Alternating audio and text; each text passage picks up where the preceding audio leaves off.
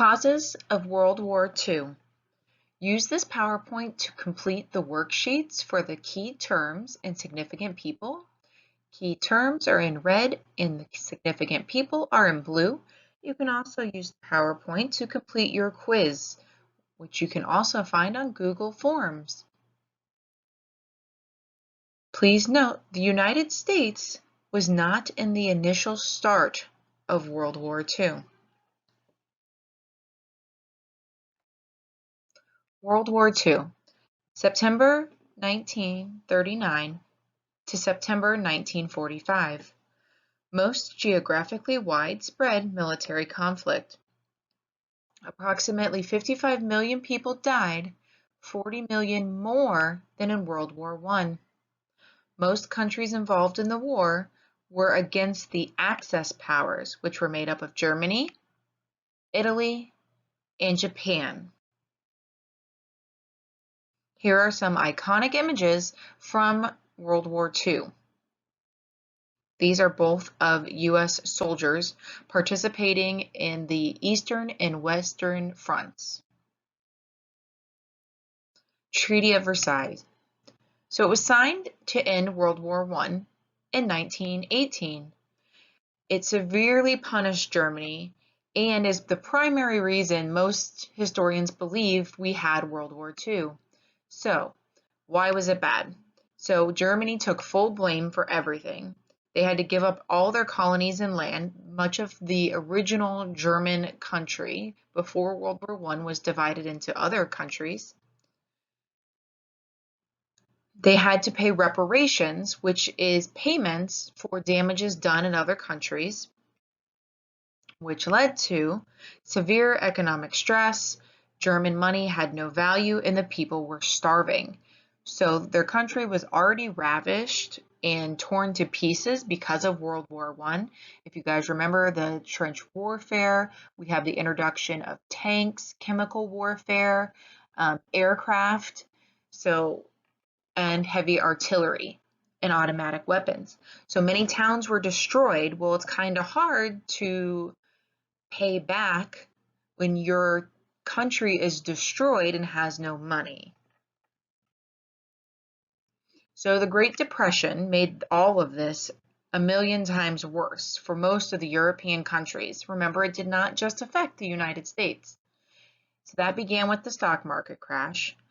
Many countries were struggling, which led to people having to stand in food lines, just like in the United States, unstable governments, and powerful leaders taking control. Here come the fascists. So people were looking for somebody to save them, somebody to step in, take control, make decisions, and improve their quality of life. This made way for people who were good at talking and people who were using ultimate forms of punishment. So fascist governments believed in a strong central government and strict control. Most were militaristic, meaning the military enforced and created most policies and plans under this one leader. Opponents of these governments were often jailed or killed. Many fled to other countries, but you did not speak out against them, not even in private, because you never knew who was going to rat on you or snitch on you. Insert Hitler and his mustache. All right, dictators. We have Italy and Japan up first. Italy in 1922 falls to the fascist government and Mussolini names himself dictator. There's his beautiful picture. Next we have Japan. Emperor Hiroshi. I'm blanking on the name, I'm sorry. Takes the throne. There's him. Look at him. I think he's 12. And the military general was Tojo Hariki. And he was a well-seasoned general. Look at all those fancy medals. And he took control of the military, doing the work of the emperor. In Germany, we have the rise of the Nazi power, or the National Socialist German Workers' Party, which of course was led by Hitler. Hitler is appointed chancellor because the people see him as a change, a savior in many ways to the struggle that they had been experiencing. So the government building burns down. That's convenient. Hitler blames the German Communist Party.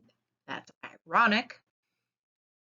Many believe that Hitler is responsible for the fire in some way, and he is going to become known for using propaganda. Remember, propaganda is information used to sway people's opinion one way.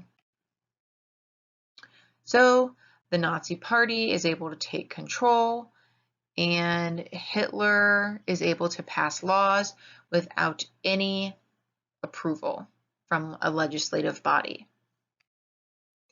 All right, Hitler starts sending political opponents to concentration camps. He names himself Führer or Supreme Leader. So why did people like Hitler? Why did people not see something wrong with this? Germans were desperate for a leader to improve things, and they were very bitter. They were very angry about the way World War I ended with the Treaty of Versailles. Hitler was very charismatic. He could talk to the people, and he instilled hope. All right, so he couldn't have just done this by himself. So alliances were really important for these fascist leaders to gain control and power that would push us into the Second World War. So alliances, once dictators came to power, they wanted to form these agreements with each other. Germany and Italy signed the Rome-German Axis. Germany and Japan signed the Anti-Comintern Pact. And then we have Germany and Italy, who are also going to sign stronger alliance called the Pact of Steel. One common country in these alliances. All right, Germany, Italy, and Japan signed the Tripartite Pact, so tri meaning three, like a tricycle. And all three Axis powers are now allies, and we will see the beginning of World War II. With the signing of this, it forces other European nations to take action.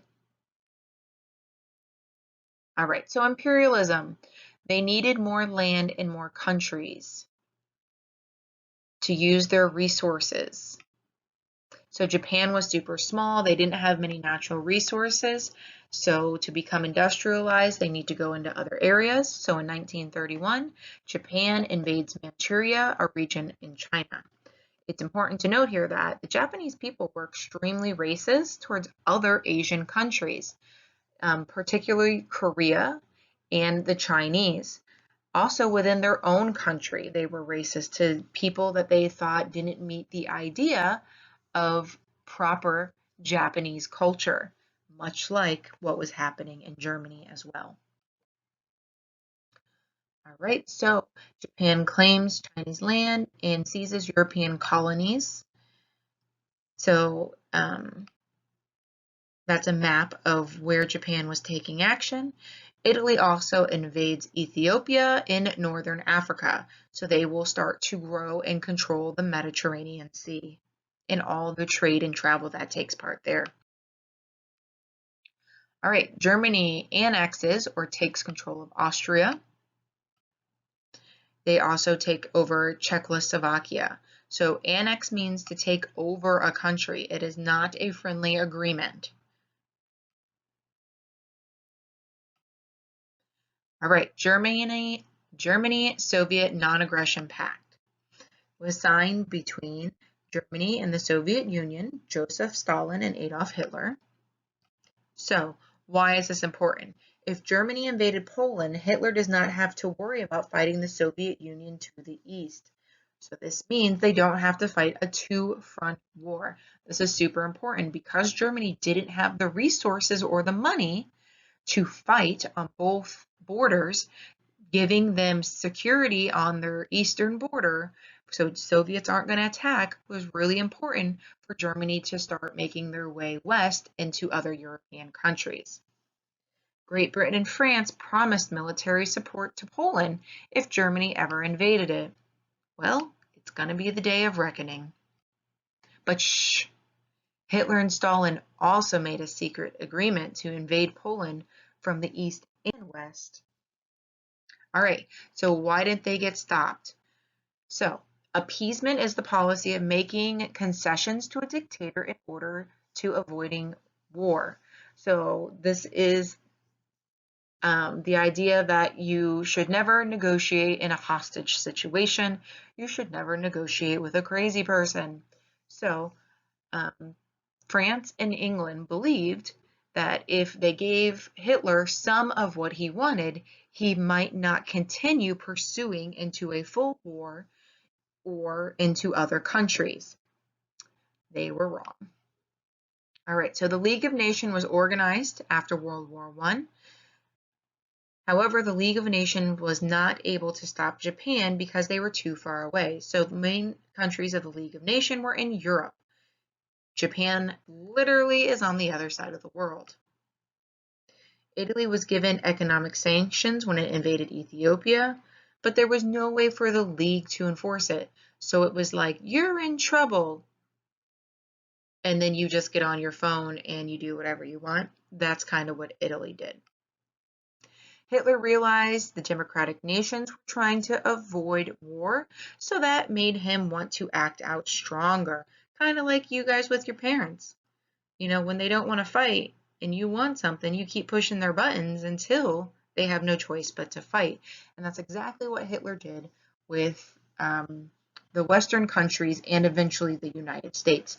He pushed and pushed and pushed until they were forced into war. But once Hitler invaded Poland, that was the last straw for Britain and France. They had to keep their agreement.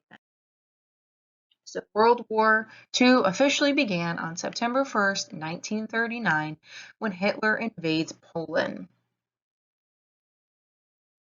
Great Britain and France then have to declare war on Germany.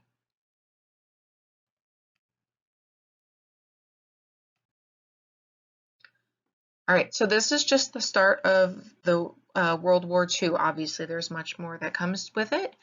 So this gives you a good idea of the primary reasons and causes that were left over from World War I and countries who felt like they weren't getting the respect and power that they deserved. Use this PowerPoint to complete your worksheet and quiz.